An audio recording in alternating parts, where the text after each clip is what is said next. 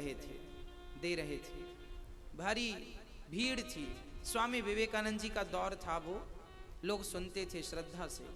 स्वामी विवेकानंद जी मंच से लोगों को संबोधित कर रहे थे और वो भी कृष्ण की चर्चा सुना रहे थे, क्योंकि भारत के थे वो। स्वामी श्री विवेकानंद जी के पास एक पर्ची आई। किसी ने कोई प्रश्न किया होगा तो लिख कर किया।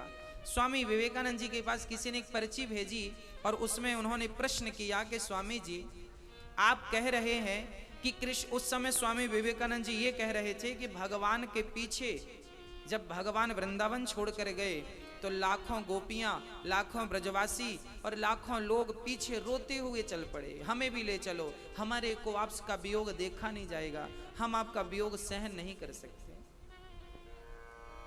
हाँ, हम आपका वियोग सहन नहीं कर सकते, आपके बिना रह नहीं सकते। भगवान ने 16,108 विवाह किए, वो पत्नियां, गोपियां, ब्रजवासी, इतने लोग पीछे लग गए और सब भगवान को पाना चाहते थे। स्वामी जी ने ये बात कही तो इस बात पर किसी ने टिप्पणी की और कहा, स्वामी जी ये बताओ कि एक कृष्ण के पीछे भला इतने लोग कैसे पड़ सकते हैं? उनके पीछे इतनी स्त्रियां, इतने पुरुष, इतने लोग, कैसे पीछे कोई घूम सकता है? अरे कोई सुंदर होगा तो उसके पीछे 10 लोग मोहित होंगे, 50 लोग मोहित होंगे, ये थोड़ी कि सारा समाज मोहित हो जाए। किसी की वाणी अच्छी होगी तो कोई कम लोग मोहित होंगे, कोई ज्यादा लोग मोहित होंगे। कृष्ण में ऐसा क्या था? उन्होंने प्रश्न कर दिया, ऐसा क्या था? तब स्वामी विवेकानंद जी ने कहा, वो प्रवचन दे रहे थे, पर्ची आई, पढ़ा और उन्होंने प्रश्न किया कि कृष्ण के पीछे सारे लोग घूमते थे, ये बात मैं नहीं मानता। स्वामी जी ने कहा कि सुनो, उस समय लाखों की भीड़ थी वहां। स्वामी विवेकानंद जी ने कहा कि सुनो, मैं इस प्रश्न का उत्तर, आगे वाला मंच है वहां भी मुझे संबोधन करना है, मैं इस प्रश्न का उत्तर उस मंच पर दूंगा। स्वामी विवेकानंद जी मंच छोड़कर चल पड़े और जैसे ही चले उस प्रश्न के उत्तर के लिए और स्वामी विवेकानंद जी की सुमधुर वाणी सुनने के लिए जो लाखों की भीड़ थी, एक भी भागा नहीं, सब के सब पैदल दूसरे मंच की तरफ चल पड़े, जो कि वो मंच 4 किलोमीटर, लगभग 4 किलोमीटर दूर था। स्वामी जी पैदल यात्रा किए और लाखों लोगों की भीड़ चल पड़ी। दूसरा मंच पकड़ करके स्वामी जी ने बोला कि देखो, यही था आपके प्रश्न का उत्तर। उसने कहा, मैं तो समझा नहीं। तब स्वामी विवेकानंद जी ने कहा कि जिस कृष्ण की कथा के लिए आप 4 किलोमीटर पैदल चले आए, उस कृष्ण के लिए लोग पीछे पीछे दौड़ रहे थे, इसमें आश्चर्य क्या है? जिस कृष्ण की कथा में इतना पावर है, जिस कृष्ण की कथा में इतना रस है, जिस कृष्ण की कथा में इतना आनंद है, उस कृष्ण में कितना आनंद रहा होगा, ये तो आप कल्पना कर सकते हैं, एक इमेजिन हो सकता है। कितनी बड़ी बात स्वामी विवेकानंद जी ने कही और इस बात को कितने सुंदर ढंग से उन्होंने प्रस्तुत किया। हाँ प्रिय भक्तों, ये वही कथा है। हमारे पिता के पिता के पिता के पिता भी यही भागवत सुनते आए और हम भी वही सुनते हैं। कल का अखबार आज के लिए पुराना हो जाता है, पर कल की भागवत आज आपने सुनी और आज की फिर कल सुन लेंगे तो आपको पुरानी नहीं लगेगी, हर बार कुछ नयापन लगता है। ये दास अनिरुद्ध यहाँ इसी मंच से महीनों से कथा सुना रहा है, वही भागवत की कथा आप वही सुन रहे हैं। ना तो सुनने वाले उस कथा से परेशान भये, ना तो ये दास परेशान हुआ। इसका तात्पर्य यह है, मैं स्वयं इस चीज का अनुभव करता हूं कि जितनी एक ही प्रसंग को मैं जितनी बार सुनाता हूं, उतनी बार मुझे सुनाने में नया लगता है। ध्रुव की चर्चा तो आपने कितनी बार सुनी होगी, ये दास ने भी कितनी बार सुनाई होगी, वही प्रहलाद, वही ध्रुव, वही धुंधकारी, पर जितनी बार सुनाओ उतना आनंद आता है, जितनी बार सुनो उतना नया लगता है। तो भागवत आनंददायक है। हाँ, ये भागवत केवल करुणा बरसाने वाली है। ये भागवत भगवान का स्वरूप है। भगवान कैसे थे? जब गोपियों को छोड़कर भगवान गए, सारी गोपियां बिलख रही थी, तड़प रही थी कृष्ण के लिए। भगवान से इतना प्रेम था गोपियों का, एक पल का वियोग वो सहन नहीं कर पाई। एक दिन मां यशोदा ने श्री कृष्ण को भोग लगाया। भोग क्या, थाली लगाई, दाल चावल सब्जी रोटी रसमलाई। एक कटोरी में, सोने की कटोरी में मां देवकी ने आज मक्खन और मिश्री डाल दी। कहीं सुना मां देवकी ने कि यशोदा इसे माखन और मिश्री खिलाती थी तो इसे बड़ा पसंद आता था, तो आज मां देवकी ने भी भोजन कराते समय कृष्ण को मक्खन और मिश्री परोस दी। जैसे ही कृष्ण ने मक्खन मिश्री को देखा, उनकी आंखों से आंसू गिरने लगे, भगवान रोने लगे। मां देवकी ने कहा, पुत्र क्यों रो रहे हैं? तब कहा कन्हैया ने, मां ये जो माखन मिश्री है ना, आज आपने दिया सो दिया, प्रार्थना है मेरी आज के बाद मुझे माखन मिश्री मत खिलाना। क्यों बेटा, मैंने तो सुना है तुझे पसंद है। कन्हैया ने कहा, मां मुझे पसंद तो है, परंतु केवल मां यशोदा के हाथ की पसंद है। जब मैं इस मक्खन को देखता हूं ना, तो मुझे अपने बाबा नंद की याद आ जाती है, और जब मैं इस मिश्री को देखता हूं ना, तो मुझे अपनी मां यशोदा याद आ जाती है। मां यशोदा की याद आ जाती है, इसलिए मुझे माखन और मिश्री मत दिया करो। माँ, मुझे बाबा और माँ यशोदा की याद आ जाती है। ये माखन माँ यशोदा गोद में बिठाकर कैसे खिलाती थी, ये तो केवल माँ के हाथों से ही मुझे पसंद है, वरना किसी के हाथों का नहीं। भगवान रोने लगे और माँ यशोदा के लिए पुकारते पुकारते वो यमुना की तरफ बढ़ गए। तुरंत देवकी माँ ने उद्धव को बुलाया, उद्धव यहाँ आओ, यहाँ आओ।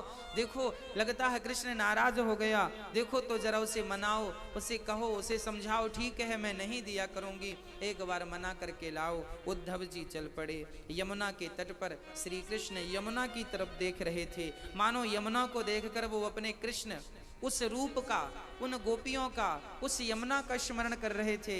जब कभी यमुना के तट पर गोपियों के संगो बंसी बट में बांसुरी बजाया करते थे, कभी वो यमुना पे स्नान करती हुई गोपियों को वस्त्र चुरा लिया करते थे, कभी वो यमुना के पास पानी भरने गई गोपियों के बर्तन पत्थर फेंक कर तोड़ दिया करते थे। ऐसे कृष्ण को आज, ऐसी गोपियों को आज कृष्ण याद कर रहे हैं। कई बार हमें ये लगता है कि हम भगवान को याद करते हैं, वो तो हमें याद करते नहीं होंगे। ना ना, आप जितना उन्हें याद करते हैं ना, उतना वो आपको याद करते हैं, बल्कि कई गुना ज्यादा, कई गुना ज्यादा। आज यमुना के तट पर बैठे हैं, उद्धव जी आए। आज भगवान उद्धव को देखते हैं। उद्धव जी ने कहा, कन्हैया आप रो रहे हैं, क्या हुआ आपको? कन्हैया ने कहा, क्या बताऊं उद्धव, उद्धव मोही ब्रज बिसरत नाही। उद्धव, ये जो व्रज है, वृंदावन है, ये मुझे बिसरता नहीं है। मैं लाख प्रयास करूं फिर भी ये वृंदावन बिसरता नहीं। उद्धव जी ने कहा, कन्हैया क्या चाहते हो आप? कन्हैया ने कहा, उद्धव मैं बस ये चाहता हूं कि एक बार तुम वृंदावन चले जाओ, और हमारी जो गोपियां हैं ना, उन्हें एक बार समझाओ कि वो हमारे लिए रोया ना करें, बहुत रोती हैं वो। उद्धव जी हंसने लगे। उद्धव ज्ञानी थे ना, और ज्ञानी तो हंसता ही है। अच्छा, ज्ञानी किसी को रोता हुआ देख लेना तो वो ये नहीं सोचेगा कि इसके रोने के पीछे का भाव क्या है, वो तो अपने ज्ञान से हंस लो, रो रहे हो आप। अरे रोने के बहुत सारे कारण हो सकते हैं। रोने का सिर्फ यही कारण नहीं है कि कोई धन के लिए रो रहा हो या कोई वस्तु के लिए रो रहा हो। रोने के भी बहुत सारे कारण हो सकते हैं। कोई खुशी में रोता है, कोई दुख में रोता है, कोई प्रेम में रोता है, कोई भक्ति के लिए रोता है। बस अपना अपना ढंग है। आज भगवान को रोता देख उद्धव कहने लगे, वाह तुम तो भगवान हो और फिर भी रो रहे हो। कन्हैया ने कहा, उद्धव भगवान तो हूं, परंतु आज मैं तो मनुष्य के रूप में हूं ना। विप्र धैनु सुर संतहित लीन मनुज अवतार। मैं हूं तो भगवान, पर मनुष्य बनकर के आया हूं। तो मनुष्यों की जो फीलिंग्स है, जो मनुष्यों की फीलिंग है, वो आज मैं महसूस कर रहा हूं। मनुष्य क्या महसूस करते हैं? उनकी फीलिंग क्या होती है, उनकी भावना क्या होती है। आज भगवान कह रहे हैं देखो मुझे गोपियां कितना याद करती हैं, एक पल के लिए वो मेरे लिए मेरे बिना रह नहीं सकती थी, और मैं 2 दिन का बोल के उद्धव आ गया, और गोपियां वो 2 दिन का इंतजार करती करती दिन भर रोती हैं। उद्धव ने कहा कन्हैया जब आपको जाना ही नहीं था तो फिर आपने ये क्यों कहा कि मैं 2 दिन बाद आ जाऊंगा? आप कह देते मैं जा रहा हूं अब कभी नहीं आऊंगा। उद्धव से कृष्ण ने कहा उद्धव 2 दिन का कहना मेरी मजबूरी थी। ऐसी क्या मजबूरी आ गई? कन्हैया ने कहा उद्धव मजबूरी ये थी कि मैं कह देता कि अब मैं कभी नहीं आऊंगा, तो मेरी मां यशोदा और मेरी गोपियां उसी क्षण अपने प्राणों को त्याग देती। मेरे वियोग में मैंने कहा कि मैं 2 दिन बाद वापस आऊंगा, तो कम से कम इसलिए वो मेरे लिए जिंदा तो हैं, वो मेरे लिए जीवित तो हैं, इसलिए मैंने ये कहा मैं 2 दिन बाद वापस आ जाऊंगा। प्रिय भक्तों, वृंदावन से मथुरा की दूरी मात्र 10-12 किलोमीटर है। अब आप देख लो, भगवान मथुरा थे, गोपियां वृंदावन थी, चाहते तो रोज आकर के मिल सकते थे, 2 घंटे रोज भेंट हो सकती थी, या ये जा सकती थी या वो आ सकते थे, पर ना वो आए ना गोपियां गईं। क्यों? क्योंकि जो प्रेम होता है ना, प्रेम किसका नाम है? प्रेम की परिभाषा क्या है? प्रेम कहते हैं त्याग को। त्याग ही, प्रेम में कुर्बानियां तो देनी पड़ती हैं, प्रेम में त्याग तो होता ही है। भगवान कृष्ण से पूछा गया कि वृंदावन तो पास में है, उद्धव ने कहा आप जाकर मिल क्यों नहीं लेते जब इतनी ही याद आ रही है तो।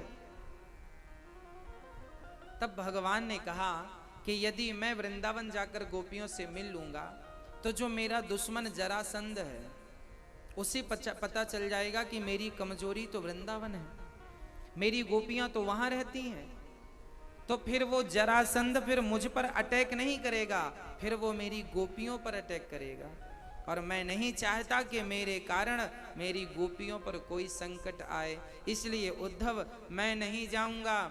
तब भगवान ने उद्धव से कहा घनश्याम ने उद्धव से वृंदावन जरा जाना, वहां के गोपियों को ज्ञान का कुछ तत्व समझाना। भगवान ने कहा उद्धव जी आप वृंदावन जाओ, विरह की वेदना में वे सदा बेचैन रहती हैं, तड़प कर आह भरती हैं, रो रो कर ये कहती हैं। गोपियां क्या कहती हैं जानते हो? गोपियां कहती हैं है प्रेम जगत में सार और कुछ सार नहीं, मन कर ले प्रभु से प्यार,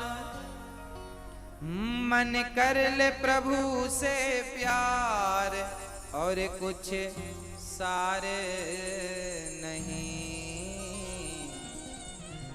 है प्रेम जगत में सार। गोपियां कहती हैं केवल प्रेम ही सार है। उद्धव जाओ मेरी गोपियों को जरा संदेशा सुनाओ। आज भगवान ने प्रेम का संदेश उद्धव जी के हाथों में दिया और कहा जाओ मेरी गोपियों को प्रेम का संदेश सुना दो। चले मथुरा से जब कुछ दूर वृंदावन निकट आया, वहीं से प्रेम ने अपना अनोखा रंग दिखलाया। चले भगवान मथुरा से कुछ दूर वृंदावन की तरफ।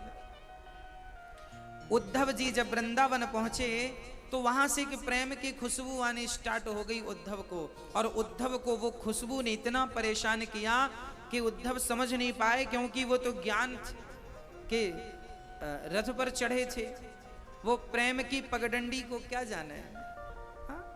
चल पड़े उद्धव जी। जैसे ही वृंदावन पहुंचे, उद्धव का दुपट्टा कांटों में उलझ गया। उलझ कर वस्त्र में कांटे लगे, उद्धव को समझाने, तुम्हारा ज्ञान पर्दा फाड़ देंगे प्रेम दीवाने। उद्धव जी का दुपट्टा कांटों में उलझ गया। उद्धव जी सुलझाने लगे, तभी उनका दुपट्टा फट गया। उद्धव जी ने कहा, वाह रे वृंदावन के कांटों, क्या बिगाड़ा था हमने, तुमने हमारा दुपट्टा फाड़ दिया। कांटों से आवाज आई, उद्धव जी आप ज्ञानी बनकर आए हैं, और ऐसे ही ज्ञानी बनकर आगे बढ़ोगे ना तो हम रास्ते भर तुम्हें मिलते जाएंगे, क्योंकि जैसे हमने तुम्हारे दुपट्टे को फाड़ा है, ऐसे गोपियां तुम्हारे ज्ञान के पहाड़े को फाड़ देंगी यदि ज्ञानी बनकर प्रवेश करोगे तो। ये प्रेम की नगरी है, यहां प्रेमी बन करके जाओ, यहां प्रेमी बन करके जाओ, ज्ञानी बन करके नहीं। जैसे ही उद्धव जी आगे बढ़े तो क्या हुआ,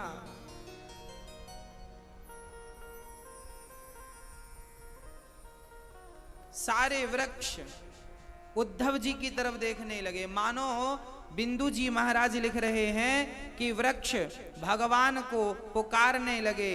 देखो तो उद्धव, आओ तो जरा देखो तो। बेटप झुक कर ये कहते हैं, इधर आओ इधर आओ। मानो वृक्ष कह रहे हैं यहां आओ और हमें पहले श्री कृष्ण का संदेशा तुम हमें सुनाओ। बिटप झुक कर ये कहते हैं, इधर आओ इधर आओ। पपीहा कह रहा पी कहां ये भी तो बतलाओ। नदी यमुना की धारा शब्द हरिहर का सुनाती है, भ्रमर गुंजार से भी यही मधुर आवाज आती है। उद्धव जी ज्ञानी बनकर चले हैं। अच्छा, आज मैं आपको एक बात स्पष्ट कर दूं, भगवान के पास कभी भी जाना तो ज्ञानी बनकर मत चले जाना। क्यों? क्योंकि जो ज्ञान मार्ग है ना, वो बंदर के बच्चे जैसा है, और जो भक्ति मार्ग है वो बिल्ली के बच्चे जैसा है। आपने बंदर का बच्चा भी देखा है और बिल्ली के बच्चे को भी देखा है। दोनों में बहुत ज्यादा अंतर नहीं है, पर एक बहुत बड़ा अंतर है। क्या? बंदर का बच्चा जो होता है वो सदा अपनी मां को पकड़ के रखता है। बंदरिया का बच्चा अपनी मां को कस के पकड़ता है। इस पेड़ से उस पेड़ में मां छलांग लगाएगी बंदरिया, तो बंदरिया अपने बच्चे को नहीं पकड़ती, बच्चा अपने मां को पकड़ता है। अच्छा, मां ने छलांग लगाई यहां से यहां, और कभी बच्चे की पकड़ कमजोर हो गई तो बच्चे को गिरने की संभावना है या नहीं? कभी भी गिर सकता है। तो जो ज्ञानी है वो बंदर के बच्चे जैसा है, जो अपने ज्ञान से भगवान को पकड़ता है। कभी आपको ज्ञान का अहंकार हो गया तो आपकी पकड़ कमजोर हो जाएगी और गिरने की संभावनाएं बनी रहेंगी। जबकि ज्ञानी पकड़ के रखता है भगवान को, कभी भी छोड़ सकता है। जबकि प्रेमी बिल्ली के बच्चे की तरह है। बिल्ली का बच्चा जब जन्म लेता है तो बिल्ली अपने बच्चे को 7 घर घुमाती है। जब बिल्ली अपने बच्चे को 7 घर घुमाती है तब बिल्ली के बच्चे की आंखें खुलती हैं। जब आप भी 7 दिन की कथा सुनेंगे तो आपकी भी आंखें खुल जाएंगी भक्ति और ज्ञान की। अच्छा, बिल्ली अपने बच्चे को पकड़ती है। अब यहां देखना, बंदर में तो बच्चे ने मां को पकड़ा था, पर बिल्ली जब अपने बच्चे को लेकर चलती है तो यहाँ बच्चा मां को नहीं पकड़ता, यहाँ मां बच्चे को पकड़ती है। आपने कभी देखा है बिल्ली को अपने बच्चे को ले जाते हुए? बिल्ली अपने बच्चे की गर्दन पकड़ती है, बच्चा मां को नहीं पकड़ता। बच्चा तो न्यूट्रल है, मां बच्चे की गर्दन पकड़ती और दौड़ती है। ये वही बिल्ली थी जो चूहे को पकड़ लेती है तो फाड़ देती है, बच्चे को पकड़कर दौड़ती है, खरोंच नहीं आने देती। जैसे बिल्ली अपने बच्चे को पकड़कर चलती है, उसी प्रकार भगवान अपने भक्त को पकड़ करके चलता है। ज्ञानी भगवान को पकड़ता है, जबकि भगवान भक्त को पकड़ता है।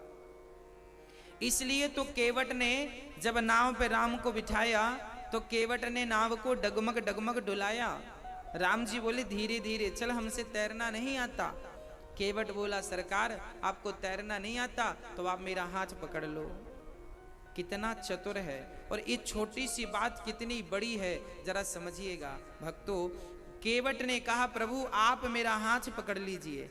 केवट आप भी तो राम का हाथ पकड़ सकते थे। केवट ने कहा यदि मैंने राम का हाथ पकड़ा तो शायद मैं कभी छोड़ भी दूं, पर राम ने जिसका हाथ पकड़ लिया राम कभी नहीं छोड़ेंगे। इसलिए प्रभु मैं नहीं, आप मुझे पकड़ लीजिए, है ना। तो ज्ञानी भगवान को पकड़ता है, जबकि भक्त को भगवान पकड़ते हैं। यही अंतर है ज्ञानी में और भक्त में। ज्ञानी बंदर के बच्चे जैसा है, जबकि भक्त बिल्ली के बच्चे जैसा है। सूरदास जी महाराज एक कुएं में गिर गए। एक बार जा रहे थे वो जंगल में, हवा चली तो रास्ता भटक गए। एक बहुत गहरा कुआं था, पांव फिसला, वो धम्म से कुएं में गिर गए। कबीर सूरदास जी महाराज कुएं पर थे, पर सूरदास तो सूरदास, वो तो कुएं पर गिर गए और वहां बैठ करके प्रेम से किनारे वो कृष्ण कृष्ण राधे कृष्ण राधे कृष्ण राधे कृष्ण गाने लगे। सुबह के गिरे शाम हो गई। अब भगवान को लगा कि यदि मैं नहीं गया तो जंगल से तो कोई गुजरने वाला रहा नहीं, यदि कोई नहीं गुजरा तो ये रात भर कुएं में पड़े रहेंगे। तब भगवान के मन में विचार आया चलो मैं अपने भक्त को बचाने चलूं। भगवान चल पड़े, छोटे से बालक बनकर गए और कहने लगे बाबा, ओ बाबा। सूरदास जी ने कहा हाँ बेटा बोलो। कन्हैया ने कहा, जो छोटे से बच्चे बनकर गए थे उन्होंने कहा बाबा आओ मेरा हाथ पकड़ लो, मैं आपको कुएं से ऊपर लाऊं। सूरदास जी ने यहाँ बहुत बड़ी बात कह दी, बहुत प्यारी बात कह दी। सूरदास जी ने कह दिया बेटा मुझे तो पता ही नहीं कि तुम्हारा हाथ कहाँ है, क्योंकि मैं तो अंधा हूं ना। मुझे तो पता ही नहीं कि तुम्हारा हाथ कहाँ है। अरे तुम्हें पता है कि मेरा हाथ कहाँ है, इसलिए मैं तुम्हारा हाथ क्या पकड़ूं, तुम ही मेरा हाथ पकड़ लो ना। क्या फर्क पड़ता है मैं तुम्हें पकड़ूं या तुम मुझे पकड़ लो। हाँ, भगवान ने सूरदास जी का हाथ पकड़ा और एक ही झटके में बाहर कर लिया। सूरदास जी ने अब भगवान का हाथ पकड़ लिया। प्रभु मैं समझ गया आप ही मुझे उबारने के लिए आ गए, आपने ही मुझे उबार दिया। मुझे विश्वास है इस रूप में आप ही आए हैं मुझे उबारने के लिए। अब तो बड़े प्रेम से सूरदास जी ने चरण पकड़ लिए, प्रभु मुझे छोड़कर मत जाओ। जैसे सूरदास जी भगवान के चरण पकड़ते हैं और भगवान का पावन दर्शन करते हैं, जिद करी आप भगवान हैं। वो कह रहे हैं मैं बच्चा हूं, मैं ग्वाल बाल हूं, मैं फलाने का बेटा हूं। सूरदास जी कहते हैं बहाने ना बनाओ, आप भगवान हो। इस भरी बरसात में और भरे तूफान में भला जंगल में कौन आएगा आपके अतिरिक्त। और जब भगवान कहकर पुकारा तो अंत में सूरदास जी को भगवान ने दर्शन दिया। हाँ प्रिय भक्तों, आज उसी प्रकार उद्धव जी ज्ञानी बनकर गए हैं। शायद अभी उद्धव जी को पता नहीं कि प्रेम का पाठ क्या होता है। चले उद्धव जी, जब मां यशोदा के घर पहुंचे तो मां यशोदा की हालत पागलों की तरह थी। अच्छा, प्रेम जो होता है ना, प्रेम पागल कर देता है। सच्चा प्रेमी सिर्फ पागल ही होता है। उसके व्यवहार, उसके भाव पागलों की तरह। जिस दिन से कृष्ण छोड़ कर गए हैं, मां यशोदा ने पेट भर के भोजन नहीं किया, बस रोती जाती हैं मेरा कृष्ण कब आएगा, कब अपने हाथ से हमें खिलाएगा। मेरा कृष्ण कब आएगा, मेरा कृष्ण कब आएगा। बस रोती हैं रोती हैं। जिस पालने में कृष्ण सोया करते थे उस पालने को देखती हैं, जिस वस्त्र को कृष्ण पहना करते थे उस वस्त्र को देखती हैं, जहाँ कृष्ण खेलते थे उस स्थान को देखती हैं, और बस उन्हें तो कृष्ण ही कृष्ण नजर आता। ये खेल रहा मेरा कृष्ण, ये सो रहा है। हाँ, इस प्रकार जहाँ वो देखती बस कृष्ण कृष्ण नजर आते। व्यवहार पागलों की तरह। कभी कृष्ण के कपड़े लेकर गोद में रख लेती और ऐसे ऐसे ठोक ठोक कर सुलाती, सो जा लाला, कितना जागेगा, कब तक जागेगा, हाँ कब तक जागेगा। फिर उठाती, कब तक सोएगा, अरे उठ, कब तक सोएगा। उठाती सुलाती तो कभी खाली झूले की डोर पकड़कर झूला झुलाने लगती, झूला झुलाती। तभी उद्धव जी पहुंच गए। उद्धव जी ने तुरंत आवाज लगाई, मैया, ओ मैया। जैसे ही उद्धव ने मां कहा, मैया कहकर बुलाया, मां यशोदा को लगा मेरा कृष्ण आ गया, मेरे कृष्ण आ गए। दौड़ पड़ी मां, मानो मानो प्राण आ गए हो, मानो चेतना जाग गई हो। दौड़ पड़ी, मेरा कृष्ण, मेरा कृष्ण।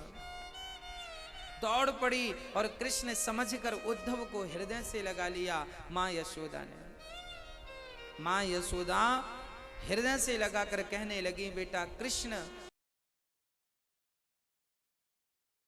मेरा नहीं कहाँ था। तेरी माँ की हालत देख कैसी हो गई है, तेरे बाबा की हालत देख कैसी हो गई है, तेरी गंगी गाय की हालत देख कैसी हो गई है, तेरे वृंदावन की हालत देख कैसी हो गई है। जब से तू गया है तब से इन वृक्षों ने पुष्प देना छोड़ दिया है, जब से तू गया है तब से इन वृक्षों ने फल देना छोड़ दिया है, जब से तू गया है तब से यमुना की धारा मानो रोती रोती सी बहती है, जब से तू गया है तब से गोपियां तेरे लिए बस रोती हैं, जब से तू गया है, जब से इस गंगी गाय ने आज तक पेट भर के पानी और पेट भर के घास नहीं खाई। उद्धव जी ने कहा, मां मैं कृष्ण नहीं हूं, मैं तो उनका सखा, उनका मित्र उद्धव हूं मां। अब जब ये सुना कि ये कृष्ण नहीं उद्धव हैं, मां यशोदा तो धड़ाम से जमीन में गिर पड़ी। उद्धव ने उठाया, मां उठो, मां उठो।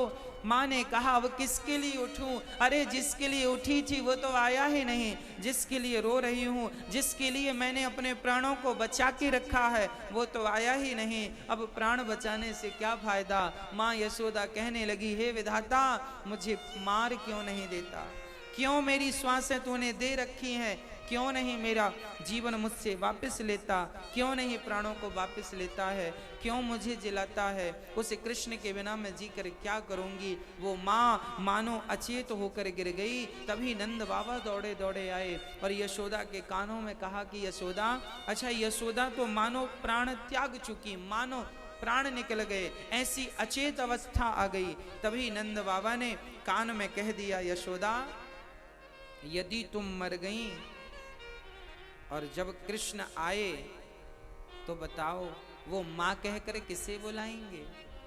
वो कहेंगे कि हमें माँ का दूध पीना है तो तुम दूध कैसे पिलाओगी। कहेंगे कि हमें मक्खन माँ के हाथ से खाना है तो यशोदा यदि तुम मर गई तो बताओ फिर उसे मक्खन कैसे खिलाओगी। अब जैसे ही माँ यशोदा ने ये सुना कि शायद कृष्ण को मेरी जरूरत है, उसी समय उठ करके माँ यशोदा बैठ गई और बस कृष्ण कृष्ण कहकर फिर रोने लगी।